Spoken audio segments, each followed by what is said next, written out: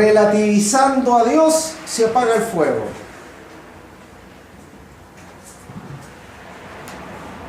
¿Por qué? Porque Dios nos ha estado llevando a revisar todo nuestro ser en este último tiempo. Todo. ¿Para qué? Para mostrar nuestra condición verdadera y el estado que cada uno de nosotros tiene. Por lo tanto, nos habló de regeneración, nos habló a cómo mantener el fuego encendido. Además, que no solo fuego encendido, sino que este fuego tiene que ser limpio y que a través de la santidad y de la obediencia accedemos a Dios. De ninguna otra manera. ¿Amén? ¿Por qué?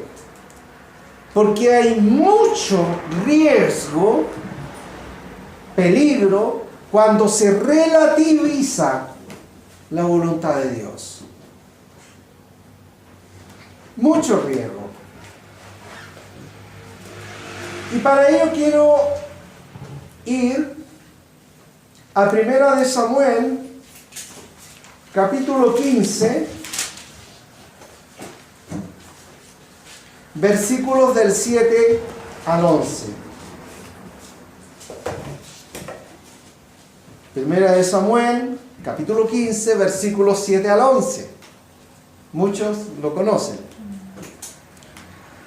Dice: y Saúl derrotó a los amalecitas desde Havila hasta llegar a Sur, que está al oriente de Egipto, y tomó vivo a Agag, rey de Amalec, pero a todo el pueblo mató a filo de espada. Y Saúl y el pueblo perdonaron a Agag y a lo mejor de las ovejas del ganado mayor, de los animales engordados, de los carneros y de todo lo bueno. Y no lo quisieron destruir, mas todo lo que era vil y despreciable destruyeron. Y vino palabra de Jehová a Samuel diciendo: me pesa haber puesto por rey a Saúl, porque se ha vuelto de en pos de mí y no ha cumplido mis palabras. Y se apesadumbró Samuel y clamó a Jehová toda aquella noche. Ese es el contexto.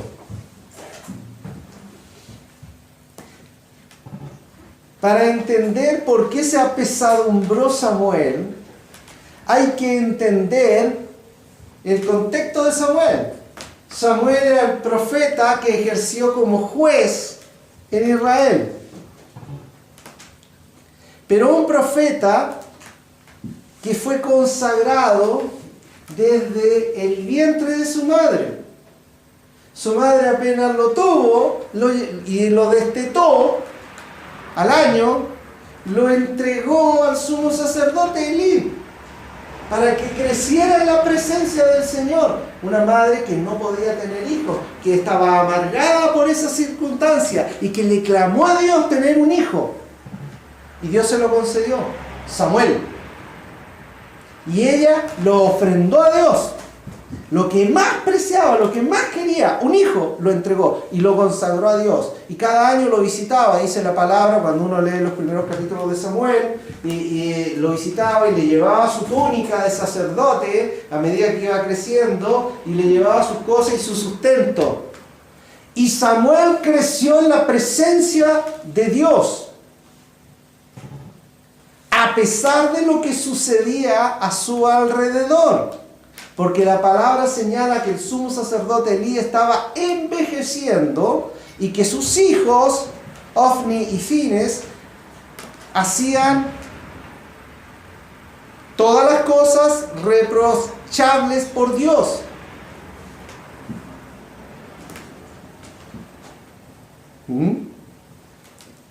Por lo tanto, aunque su entorno era corrupto y relativo, Samuel se había mantenido incólume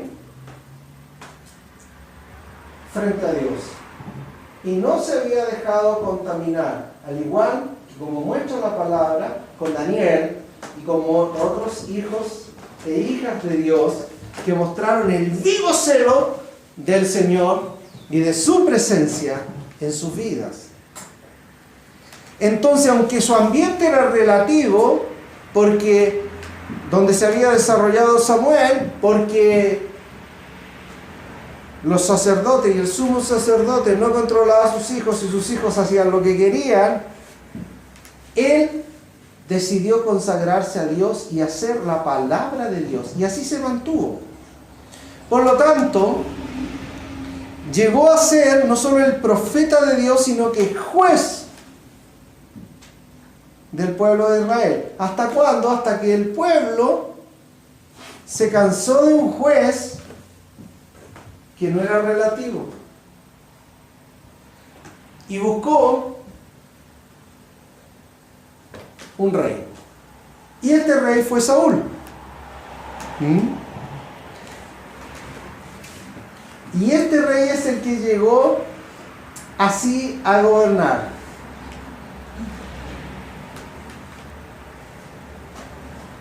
Pero, ¿cómo llegó Saúl al poder? Porque fue elegido. Pero ¿tenía Saúl la certeza de que era rey escogido por Dios? No, no lo tenía. En 1 Samuel capítulo 9 lo dice la palabra en el versículo 21, cuando dice: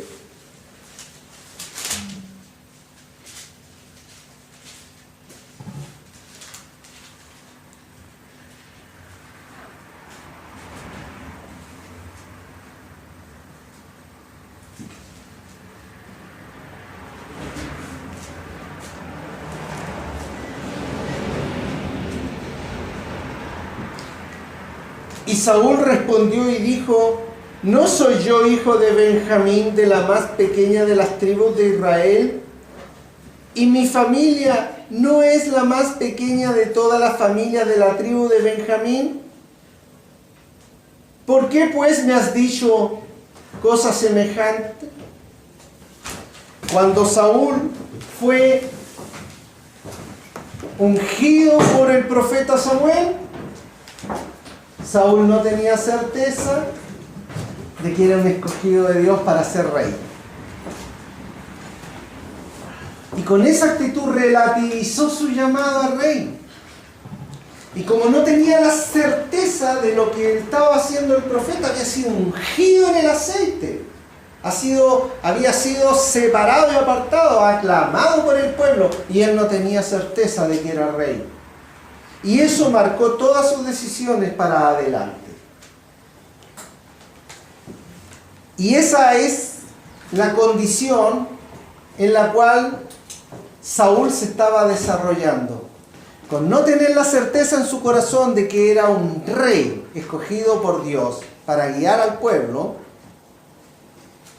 y tener que enfrentar siempre en su relación a un profeta y juez como Samuel,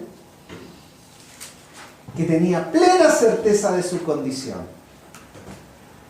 y que más encima se guardaba en todo.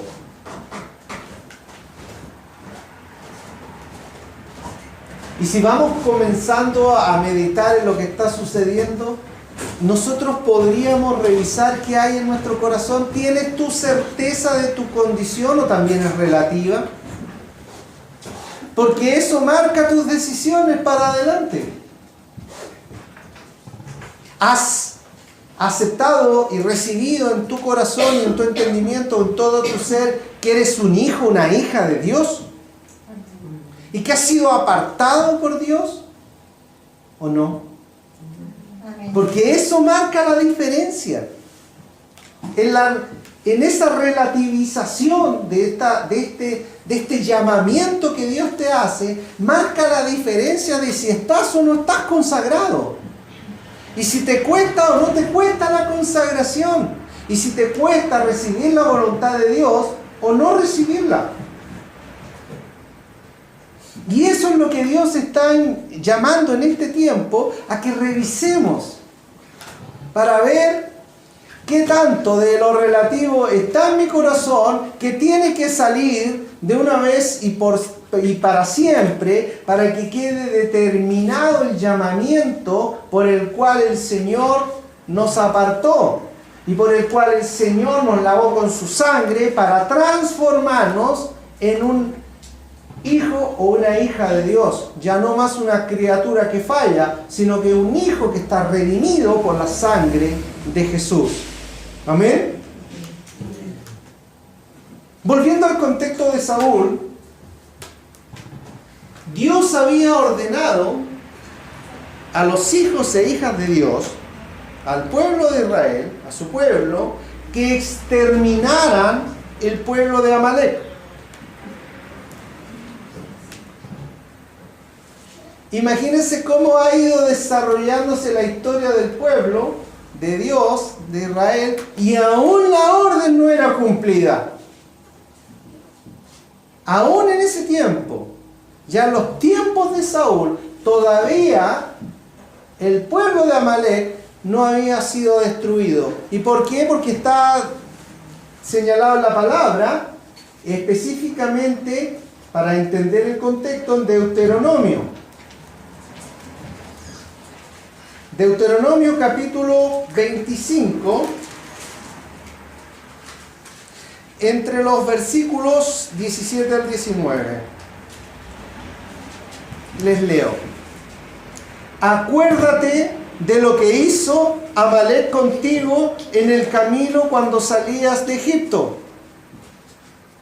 de cómo te salió al encuentro en el camino y te desbarató la retaguardia de todos los débiles que iban detrás de ti, cuando tú estabas cansado y trabajado y no tuvo ningún temor de Dios. Por tanto, cuando Jehová tu Dios te dé descanso de todos tus enemigos alrededor en la tierra en que Jehová tu Dios te da por heredad para que la poseas, borrarás la memoria de Amalek de debajo del cielo, no lo olvides. Dejó una condición Dios suspensiva de que cuando ya se te acaben los enemigos que tengas alrededor, te acordarás del pueblo de Amalek, irás y lo destruirás desde la faz de la tierra. Todo. ¿Por qué? Porque el pueblo de Amalek, cuando la nación salió de Egipto, lo atacaba por la retaguardia, no lo enfrentó en combate, sino que iba y desbarataba la retaguardia donde iban los débiles, los cansados, las mujeres, los niños, porque el pueblo fuerte iba adelante abriendo camino. Entonces iba y atacaba atrás a los débiles y mataba y hacía daño. ¿Saben? La cobardía de su ataque y de no enfrentarlo cara a cara, lo artero de su acción, determinó su destino delante de los ojos de Dios y quedó sellado en Deuteronomio que ese pueblo debía perecer de la faz de la tierra. Nada debía quedar, ni nadie. Todo debía ser destruido. Absolutamente todo. Y ese era el contexto. Entonces, cuando el pueblo ya tenía un rey, su primer rey Saúl, y viendo que el resto de los enemigos ya habían sido derrotados, se acordaron del estatuto. Hay una orden que hay que destruir a Amalek. Vamos y destruyamos a Amalek. Y la orden la comparten con Dios, y Dios a través de su profeta les dicen: irás, destruirás a Amalek y destruirás todo lo que ellos tienen. Y no conservarás nada. Todo el pueblo debía perecer. Todos los animales debían ser destruidos. Y todas las estructuras y construcciones también. Así de tremendo. Y ese es el contexto por el cual Saúl va a combatir al rey Amalek. ¿Y por qué se complica Dios y el profeta? Porque no todo es destruido.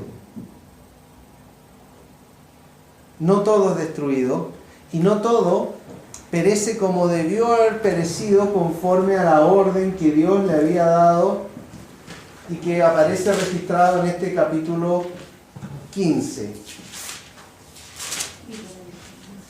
Algo no había sido destruido y había sido guardado, partiendo por el rey y con lo mejor de los animales que tenía, lo más engordado, lo más apetecible, lo más valioso. Eso no había sido destruido. Por lo tanto, ahí tenemos una relativización de la orden de Dios que complica de sobremanera a Dios y a su profeta.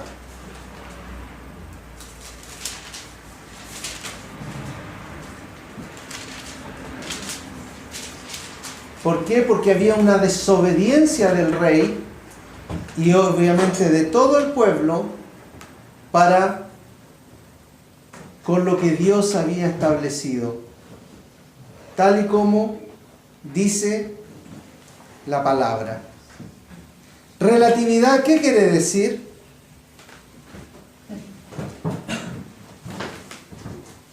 Relatividad quiere decir no considerar una cosa de manera absoluta,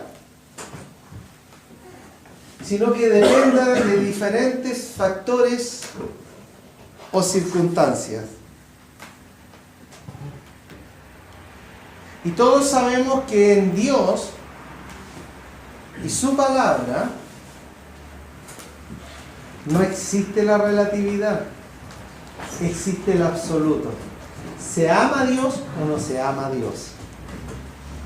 ¿Se obedece la palabra de Dios o no se obedece?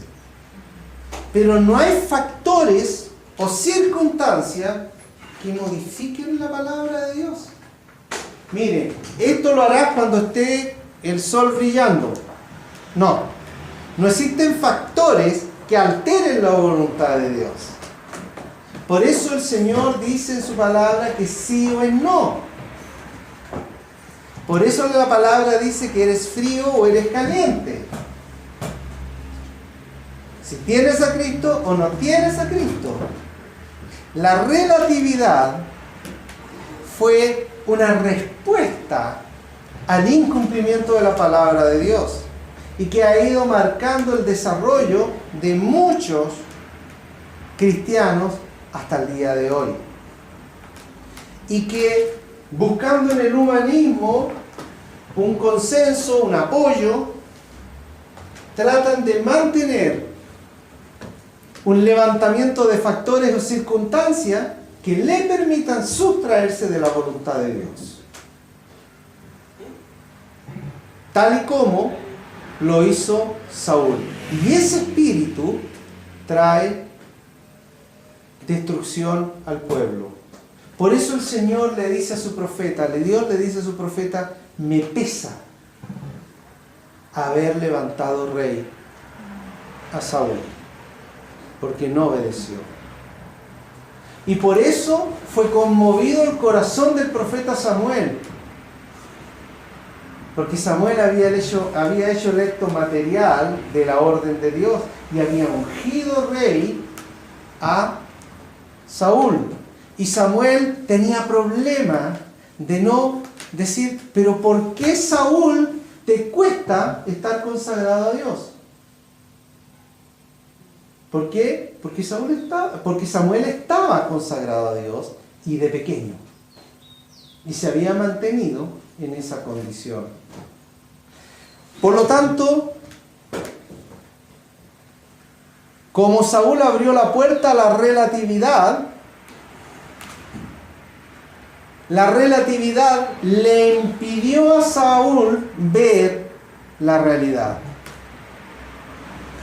Y lo ven ustedes en este mismo capítulo 15, en el versículo 13, cuando dice, Vino pues Samuel a Saúl, y Saúl le dijo: bendito seas tú de Jehová, yo he cumplido la palabra de Jehová.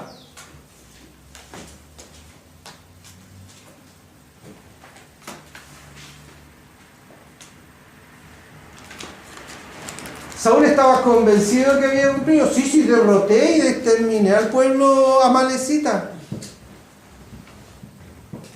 Y por eso el profeta le dice: ¿qué es el ruido que escucho de animales?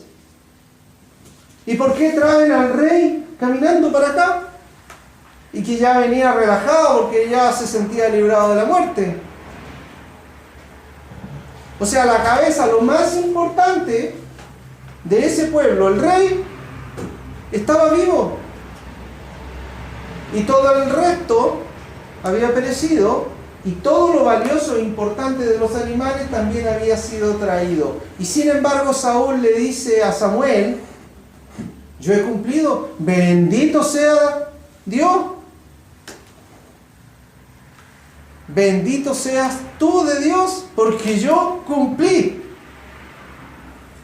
La relatividad en el cumplimiento de la palabra y el propósito de Dios produce varias consecuencias. La primera: no asumir mi responsabilidad ante Dios y derivarla a otros. No asumo mi responsabilidad delante de Dios, sino que la derivo a otros. Y eso está en 1 Samuel 15, en los versículos 20 y 21, cuando dicen: y Saúl respondió a Samuel: antes bien he obedecido la voz de Jehová, y fui a la misión que Jehová me envió, y he traído a Agag, rey de Amalec, y he destruido los amalecitas.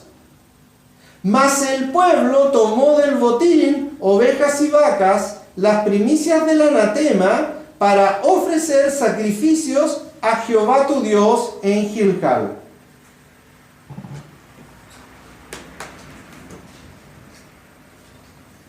¿Entiendes? Él dice que obedeció, pero a medias. Fui a la misión y he destruido a los amalecitas y he traído a Agag. Y no se le pidió que trajera, no le ordenó Dios, sino que fuera y en combate destruyera todo, incluido al rey. Pero al rey lo trajeron. Y él mismo dice: más, y el pueblo que me acompañó, el pueblo, no yo, tomó del botín ovejas y vacas, las primicias del anatema. O sea, de todo lo inmundo, primicias. Para ofrecer sacrificios a Jehová Dios en Gilgal. Porque el altar de adoración en ese tiempo estaba en Gilgal. Dicen primicias del anatema. Eso se contradice. Y esa era la justificación por la cual decía Saúl que había cumplido. Entonces, si iba a haber decisión del pueblo en una especie de pseudo-democracia o república, ¿para qué el pueblo de Dios tenía rey?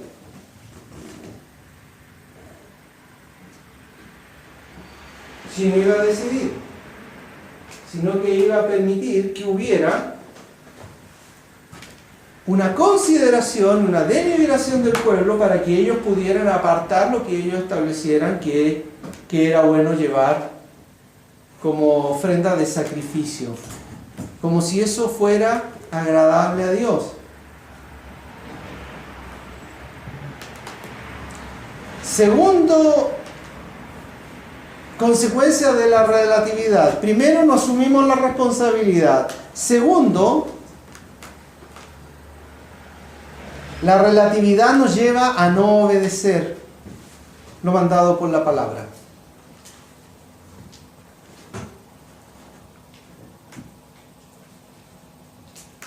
Dice el versículo 22 del mismo capítulo: y Samuel le pregunta o dijo: ¿se complace Dios, Jehová, tanto en los holocaustos y víctimas como en que se obedezca a las palabras de Jehová? Ciertamente el obedecer es mejor que los sacrificios y el prestar atención que la grosura de los carneros.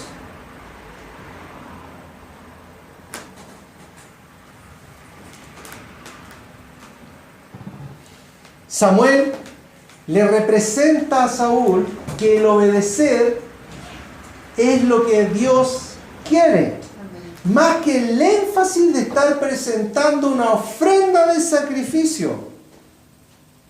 Como por ejemplo, que hoy en día cualquiera de nosotros trae una ofrenda delante de Dios y presenta su diezmo, su ofrenda, y no está obedeciendo la palabra de Dios. Está en pecado. Y la pregunta del profeta es, ¿tú crees que se complace Dios en la ofrenda? Y dice, y en la grosura de tu sacrificio, en el monto de tu ofrenda, o la importancia de tu ofrenda, más que en el obedecer. ¿No crees tú? Y le está haciendo reflexionar Samuel, y nos hace reflexionar a nosotros, que Dios se complace antes que la ofrenda, que obviamente cada uno trae de agradecimiento delante de Dios. Existe una condición de obediencia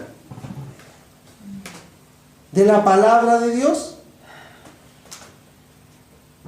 y eso tiene que tener nuestra atención. Por lo tanto, Saúl, junto con no asumir su responsabilidad como consecuencia y delegarla en otros, en este caso el pueblo, tampoco obedeció la palabra de Dios y quedó en la exteriorización de su cumplimiento con decir, no, pero traemos sacrificios. Y Dios le representa a través del profeta que la obediencia es la primera actitud que todo hijo de Dios debe tener. Obediencia.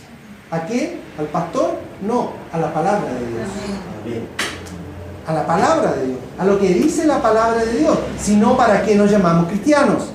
Si no, ¿para qué nos denominamos hijos de Dios? Si no le vamos a obedecer.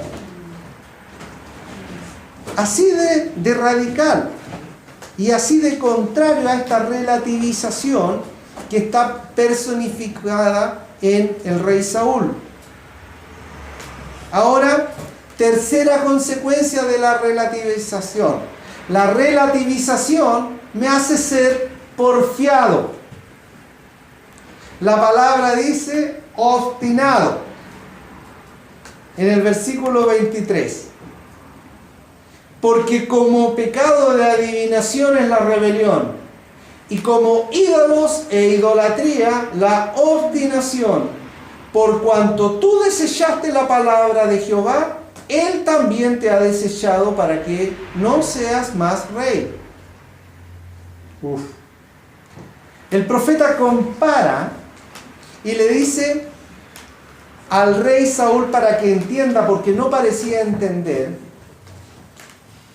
para ponerlo en el contexto de entonces, en donde la adivinación es aborrecida por Dios, así también, al igual que la adivinación, el pecado de rebelión, el no obedecer. Igual. Porque para Dios no hay pecado más importante que otro. Hay una condición de igualdad en esta ecuación. Por lo tanto le dice, como pecado de adivinación, así de feo es, sí, para que lo entendiera el rey, sí, consultar a adivinos, brujos y todo lo demás, sí, así también es la rebelión, el no obedecer la palabra de Dios. Y además la analogía la extiende cuando le señala que también como pecado de la idolatría, que para todo cristiano, que muchos levantan de inmediato y dicen, no tengas imágenes, no tengas talla, no uses tal cosa porque es idolatría. ¿Ya?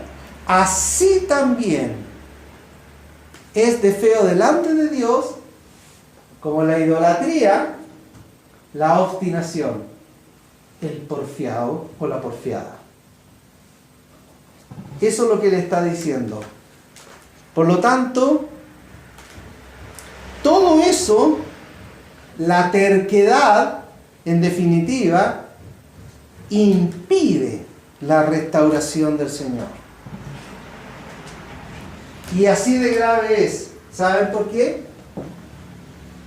Porque por obstinado, Saúl no fue restaurado. Al contrario de lo que aparece en los testimonios más adelante en la palabra de Dios. Saúl se mantuvo obstinado y por eso pereció, y por eso fue desechado por Dios, porque Dios conoce lo que está en el fondo del corazón de cada uno de nosotros. Y cuando vio la obstinación, la terquedad, la porfía continua de Saúl, lo desechó como rey. Y eso marca el destino definitivo de Saúl rey. Es apartado. Y por eso después, no solo él pereció, sino que su descendencia, que podía haber accedido al reinado, también pereció. Y posibilitó que Dios hiciera de un rey con un corazón conforme a su corazón, que si bien no era perfecto y pecaba, sí tenía una condición de un corazón que no era terco ni obstinado, sino que cuando era reprendido por Dios, podía entender la reprensión de Dios y buscar en el arrepentimiento y la restauración, y aún así asumir las consecuencias de su pecado. ¿Entiendes? ¿Por qué de grave es la relativización? Porque además la relativización te lleva a la rebelión.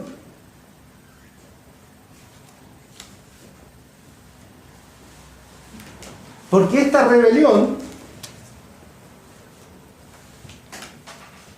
quiere decir, es el acto de rechazar la autoridad. Porque en definitiva Saúl estaba rechazando la autoridad de Dios al no cumplir lo determinado por Dios en su plenitud, tal y como le había sido instruido. Él se levantó en autoridad. Él se quiso mantener en esa autoridad, pero no estaba sujeto a la autoridad del que lo nombró. Relativizó su poder y su autoridad. Y relativizó la autoridad del que lo había encomendado. Y eso es terrible para el destino de su vida y para que todo que ha recibido esta contaminación en su corazón del relativismo. El versículo 15. Mira cómo era de relativo y por qué el corazón de Saúl era rebelde. En el versículo 15 de este mismo capítulo que estamos estudiando, dice: y Saúl respondió, de Amalec los han traído, por los animales y todo lo que venía ahí en la comitiva cuando él vuelve a Gilgal. Porque el pueblo perdonó lo mejor de las ovejas y de las vacas para sacrificarlas a Jehová, tu Dios. Pero lo demás lo destruimos. ¿Era Jehová el Dios de Samuel? Sí. ¿Era Jehová el Dios de Israel? Sí. ¿Era Jehová el Dios de Saúl? No. ¿Tu Dios? Yo les he narrado cuando he estado antes estaba con algunas autoridades que me hablaban. ¿Tu Dios? ¿Y quiénes eran ellos? Ateos. Tu Dios. Para dejarme claro que mi Dios era mío nomás, pero no de ellos, y que sus decisiones no estaban sujetas a Dios. Lo mismo responde Saúl. Mira la consecuencia. Hay una profunda rebelión en su declaración. Porque el relativismo va carcomiendo todo nuestro relacionamiento con el Padre hasta que nos lleva al pecado de rebelión, hasta terminar por no considerarlo como mi Rey y mi Señor, como el que guía mis pasos.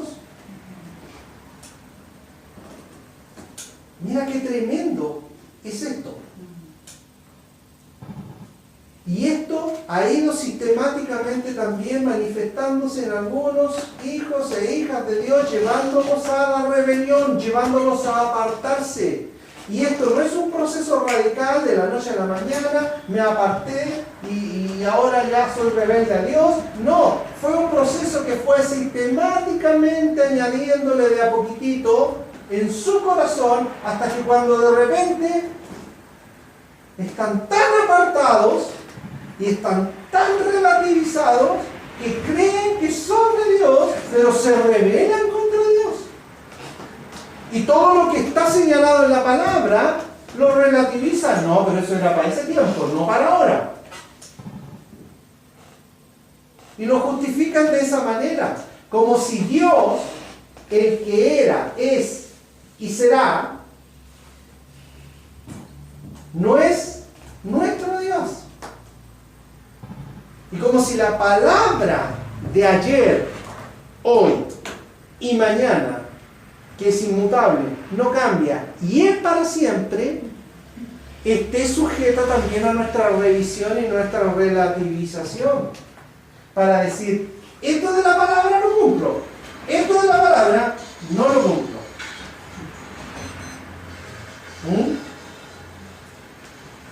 Eso abarca todos los temas.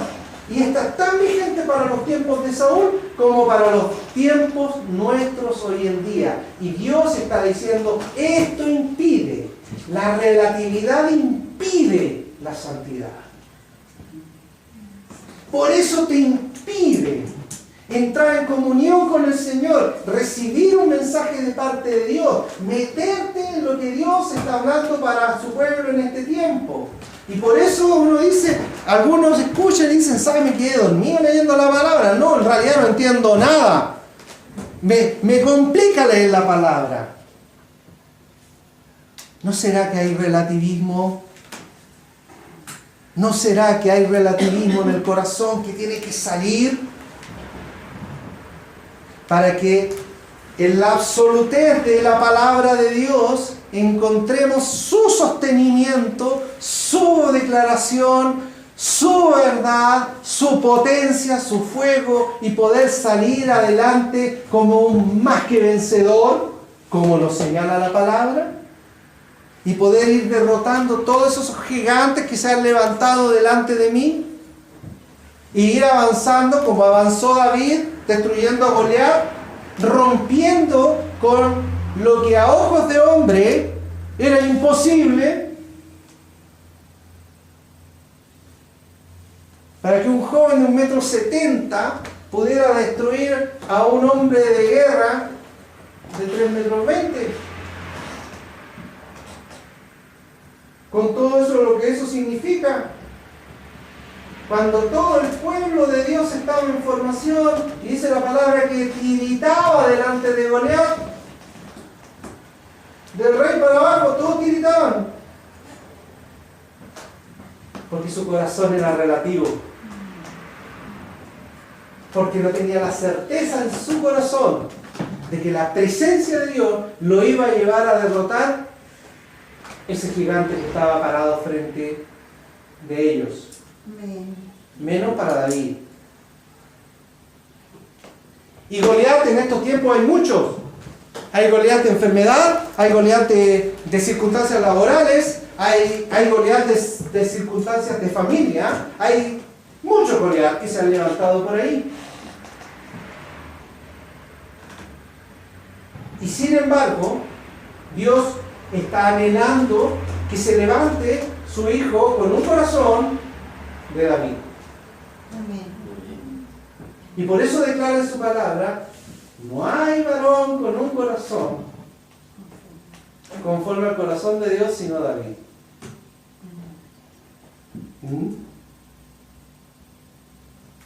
impresionante. Pero esta rebelión lo llevó a Saúl a tener este tremendo daño. Y una última consecuencia de la relatividad, no por ello menos importante, y muy presente hoy en día también. ¿Cuál es? Que la relatividad le hace importar, eleva a ser más importante las apariencias que la obediencia.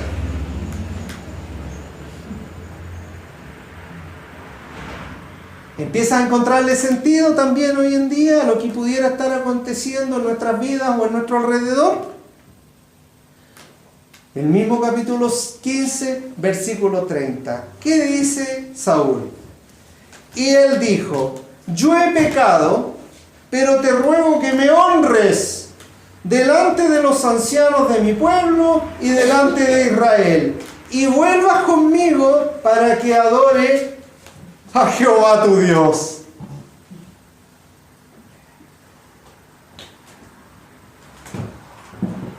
Es impresentable la declaración. ¿Entienden la indignidad de Dios? Me pesa haber levantado a Saúl rey.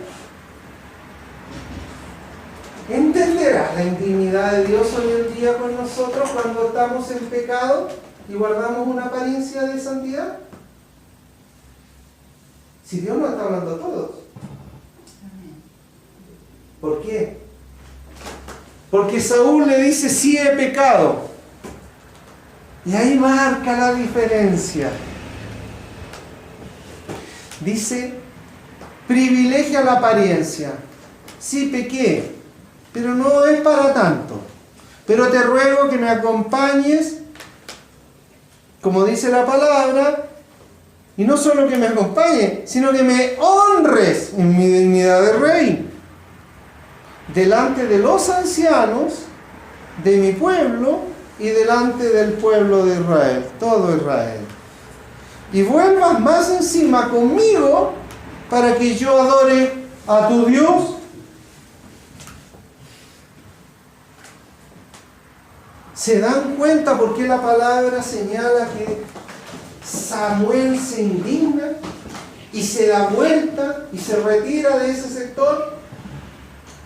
Y que Saúl, no teniendo entendimiento, lo toma de su manto, y el manto lo toma fuerte, y como la fuerza que estaba ejerciendo Samuel para salir de ahí era harta, porque estaba enojado, se rasga el manto. Y ahí el profeta se da vuelta y le dice: así como se ha rasgado el manto, así también se desgarró el reino de ti. ¿Saben por qué? Porque no había solución. El manto ya no tenía integridad. Aunque se remendara, ya estaba roto. Ya se había desconectado del todo una parte. Y aunque tú lo cuezas, o cosas después, igual está roto. Puede estar remendado, pero está roto. Eso es lo que aconteció con el arrepentimiento de Saúl. Su arrepentimiento no lo llevaba a buscar el enmendar su error. Su arrepentimiento no lo llevaba a buscar la restauración. Él privilegió el mantener la apariencia. ¿Cómo llamamos hoy en día a mantener la apariencia? Lo denominamos religión. Así lo llamamos hoy en día, religión. ¿Por qué? Porque guardamos una apariencia de cristianos y sin embargo estamos teniendo una actitud en lo privado de mundano.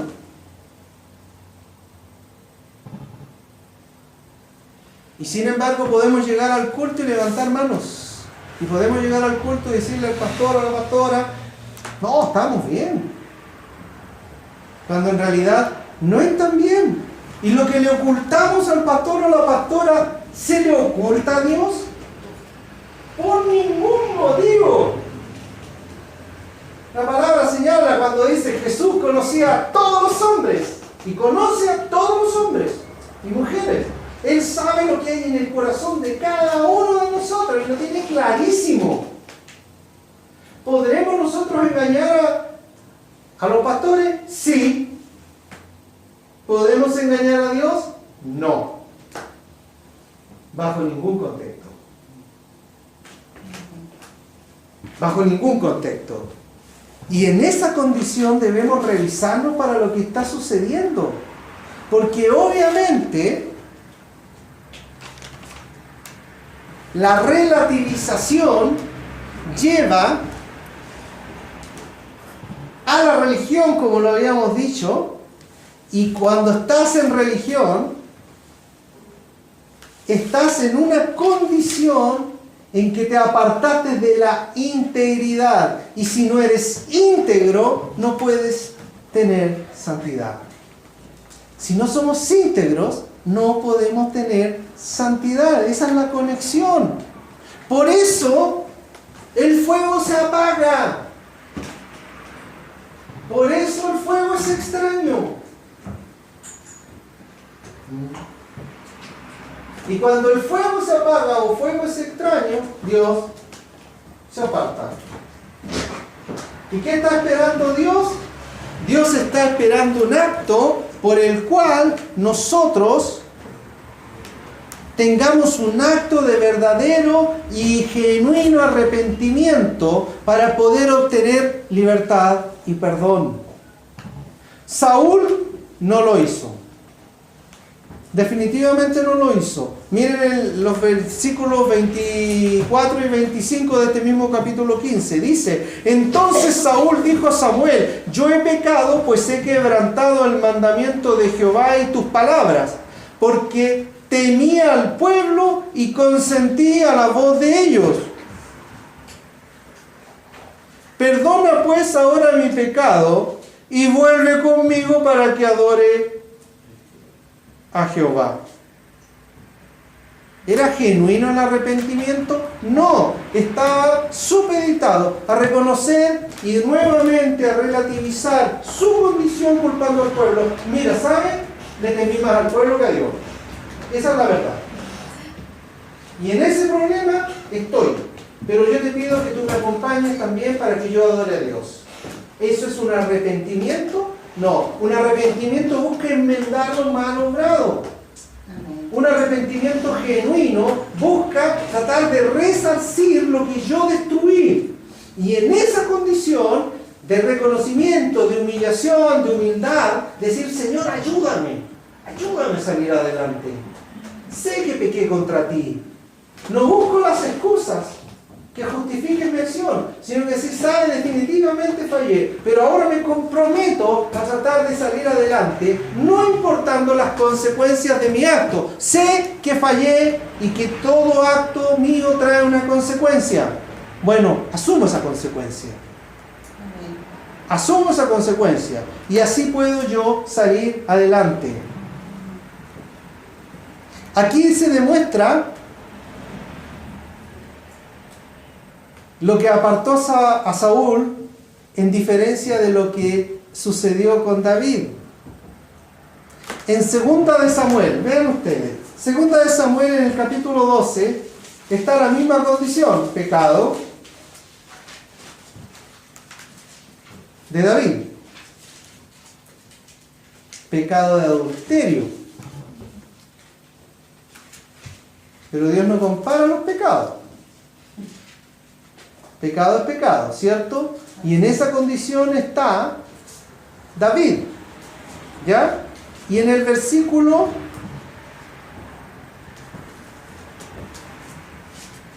13, lo que dice David, del capítulo 12 de 2 de Samuel. Entonces David dijo a Natán: pequé contra Jehová. Y Natán dijo a David: también Jehová ha remitido, también Jehová ha remitido tu pecado, no morirás. Mas por cuanto con este asunto hiciste blasfemar a los enemigos de Jehová, el hijo que te ha nacido ciertamente morirá. Y Natán se volvió a su casa. ¿Había una consecuencia? Sí. ¿Qué continúa narrando la palabra?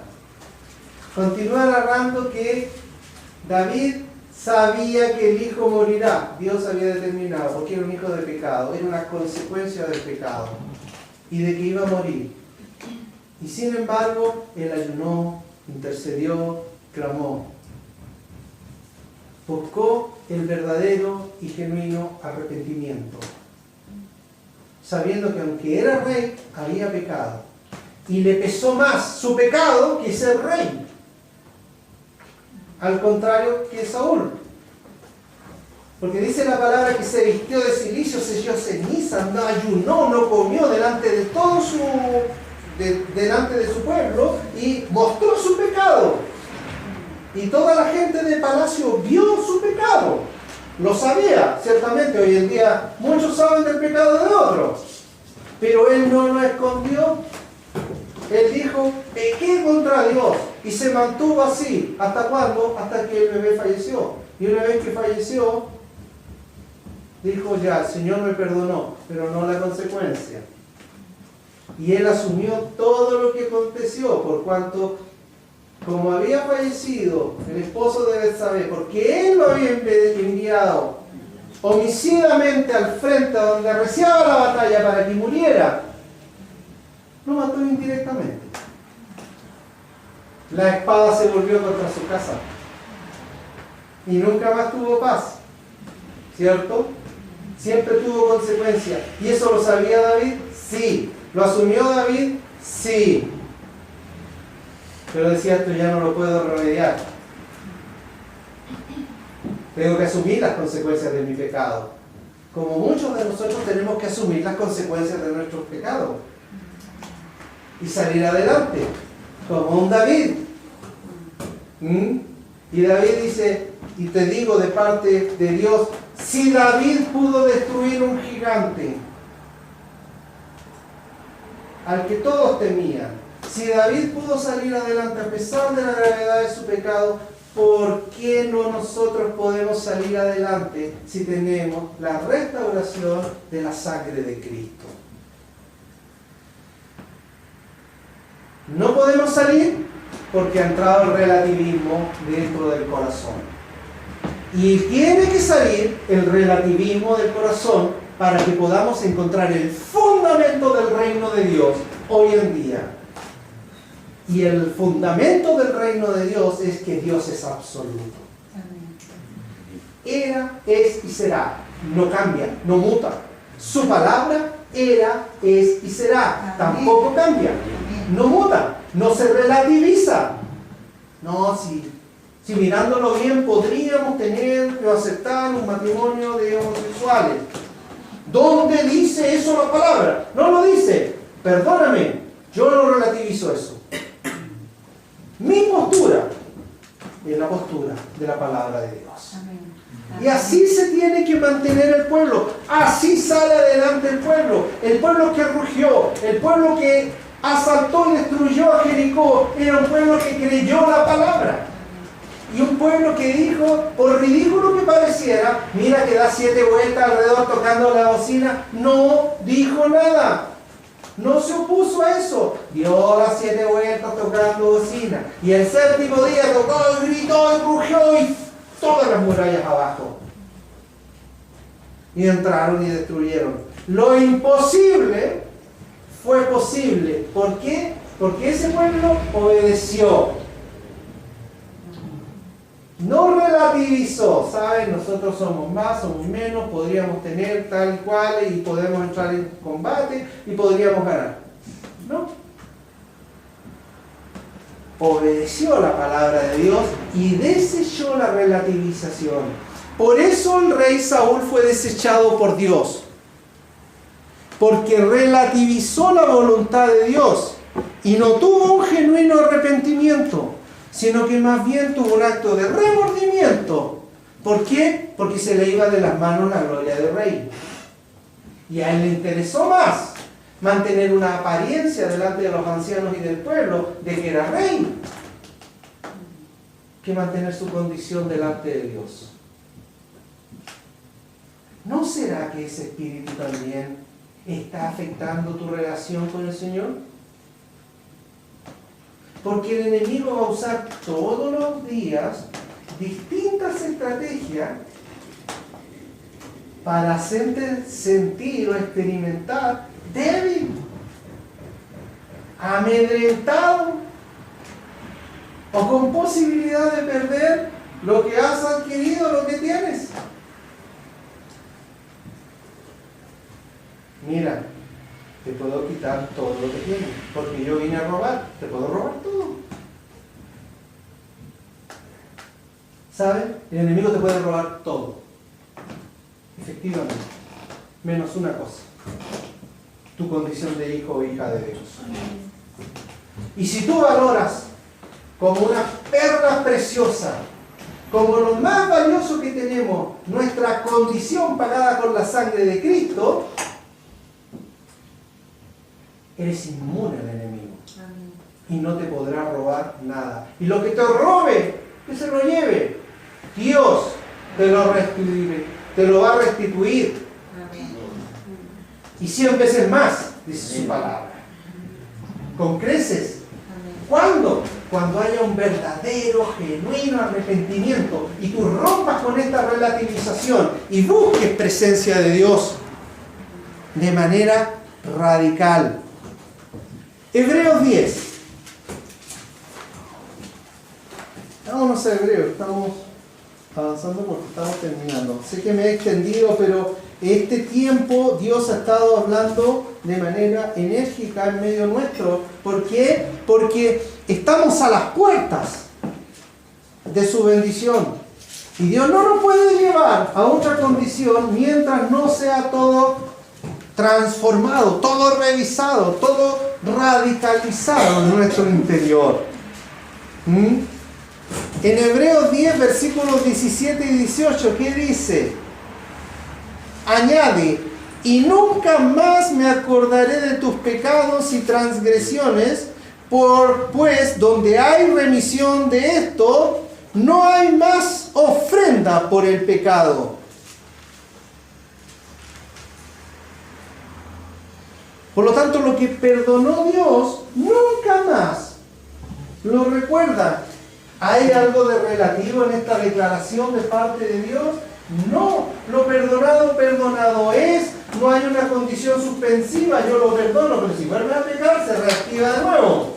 No, está perdonado, está radicalmente transformado. Y los versículos 22 y 23 más adelante, para que tengas pleno entendimiento, dicen, acerquémonos con un corazón sincero, en plena certidumbre, certeza de fe, purificados los corazones de toda mala conciencia y lavados los cuerpos con agua pura. Con agua pura. Mantengámonos firmes, sin fluctuar, la profesión de nuestra esperanza, porque fiel es el que prometió. Amén, aleluya, gloria a Dios. Amén. Porque fiel es el que prometió. Mantengámonos firmes. ¿Mantengámonos relativos? No, firmes. Sin fluctuar, sin ondear, sin subir y bajar. Si hoy día estoy animado, mañana no. Si hoy día soy santo, mañana no. No, sin fluctuar, dice la palabra. Perseveremos. Avancemos. Puede que hoy día avance 100 y que mañana avance 1, pero avancé, Señor. Puede que hoy día avance 1 y mañana avanzaré 100, pero para tu gloria, Señor. Amén. No estoy retrocediendo, no estoy deteniéndome, estoy avanzando, no estoy fluctuando. Si un matemático hiciera un gráfico de mi relación con el Señor tendría que mostrar una constante en ascenso. Que en algún momento puede ser más lentita, pero ascenso y constante. Nunca mostrarme una frustración, un quiebre, una bajada, un retroceso. Y eso es lo que está esperando el Señor. Mantengámonos firmes, sin fluctuar. ¿Por qué? Porque esa es nuestra profesión, una esperanza de que Dios es fiel y de que Él me prometió y Él cumplirá. ¿Cuándo? Cuando Él quiera, cuando Él lo desee. ¿Pero lo va a cumplir? Sí. Así se demore un día, un año, 10 años, 28 años, 29 años. Dios sabe. En el mejor tiempo. Hermanos, Dios ha estado hablando a nuestro corazón de fuego, de redención, de santidad, porque no puede desatar la tremenda bendición que Él tiene para con nosotros en este tiempo, para contigo. Dice, Dios tiene una bendición contigo. Amén. Tremenda, potente. Amén. Y no la ha podido desatar, porque sabe, dice, tienes que sacar ese corazón de Saúl de ti. Tienes que sacar ese relativismo, porque ese relativismo ha apagado el fuego que yo encendí. Ese fuego cuando tú andabas apasionada por Dios, le creías a todo. O apasionado por Dios, y Dios me sostiene, Dios me va a llevar adelante, Dios me va a hacer ese más que vencedor. Amén. El relativismo lo apagó, si no fue Satanás. Fue tu religión. Consecuencia del relativismo, sí. Esa apariencia de cristiano, de cristiana. No, si yo soy hijo de Dios. Aleluya, gloria a Dios. Pero ¿y en lo privado? Religión. Y esos fueron identificados por nuestro Señor Jesucristo como sepulcros blanqueados. Por fuera con una apariencia blanca y por dentro llenos de pudrición. ¿Y Dios está juzgando eso? Dios no lo está juzgando. Dios te está diciendo, levántate, restáurate, toma una decisión radical en tu vida y Dios te va a respaldar. Dios dice que es fiel, el único fiel. Y como es fiel, su característica, Él nos va a sustentar, Él nos va a guardar, Él nos va a proyectar, Él nos va a bendecir. Y nos dará lo que anhela nuestro corazón. No, 100 veces más. Te va a sorprender. Pero si tenemos un corazón que expulsa esta contaminación de nuestro corazón, por eso el Señor ha estado hablando tanto y repite cada vez para lo que hemos estado en intercesión y cuando estamos en el hogar y cuando estamos revisando la palabra, santidad, santidad, santidad, santidad. Porque sin santidad nadie va a ver a Dios. Solo con santidad veremos a Dios y veremos el fruto de su presencia en nosotros. Que se marque una diferencia. Que se marque una diferencia en ti, en mí hoy en día. Esto es lo que tiene que determinar. Y todas las demás cosas, considera las añadiduras. Dios proveerá trabajo, Dios proveerá bendición, Dios proveerá un compañero, una compañera, Dios proveerá hijos, Dios va a proveer títulos.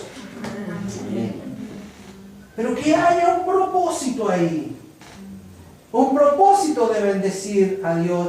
Y que, en definitiva, al final del camino seamos comparados más con David que con Saúl. Porque si bien es cierto pecado, nos arrepentimos y cambiamos y asumimos la condición de nuestro pecado. Pero nos acercamos a Cristo y a su condición de santidad. Y tratamos de obedecer. Y asumimos como hombres y mujeres las consecuencias de mi pecado. No andamos lloriqueando después que por causa de que yo soy un pecador, ten misericordia de mí, hermano o hermana. No asumes tu condición con hidalguía y con entereza. Lavados, como dice el hebreo, purificados con el agua viva. Y mantengámonos firmes sin fluctuar. Eso es lo que está pidiendo Dios para hacer una iglesia poderosa. Eso es lo que está necesitando Dios para hacer hombres y mujeres poderosos, temibles a Satanás y sus huestes, temibles en el trabajo, temibles en tu entorno laboral, temibles en tu entorno estudiantil, temibles en tu casa o donde quiera que te lleve el Señor, temibles. ¿Saben por qué? Porque la presencia de Dios hace huir y temblar al enemigo. Si no tienes ni que hablar, solo tienes que mostrar la presencia. Amén. Y Dios hará. Dios tiene que hacer algo con nosotros en este tiempo. Tiene promesas montones. Hay profecía a raudales. ¿Qué necesitamos? Santidad. Entereza. Por eso el Señor te habló del fuego. Por eso el Señor te dijo, limpia tu fuego. Santidad. Por eso el Señor te dice, enciende tu fuego. Vamos. Si una decisión tuya, no mía, yo ya sé la decisión que tengo yo. Yo sé la decisión que tiene que haber en mi casa. Pero esta decisión es tuya. Y Dios la está esperando para obrar. ¿Quieren ver milagros? Santidad. Santidad. En todo. Y Dios obra. Y Dios va a obrar milagros. Nada va a retener su presencia. Yo anhelo ver eso. Yo anhelo ver el tiempo de avivamiento nuevamente en mi vida, pero esta vez conocemos la clave. Conocemos la clave para que se mantenga. Y tenemos que ser celosos en eso. Discúlpenme si esta palabra la consideran algunos muy dura. Pero yo prefiero una palabra dura de parte de Dios que una consecuencia de eternidad en las manos de Satanás. Amén. Por eso hay que hablar a tiempo. Y hoy es el tiempo. Porque después esto se va a multiplicar. Y no habrá el tiempo necesario para poder advertir.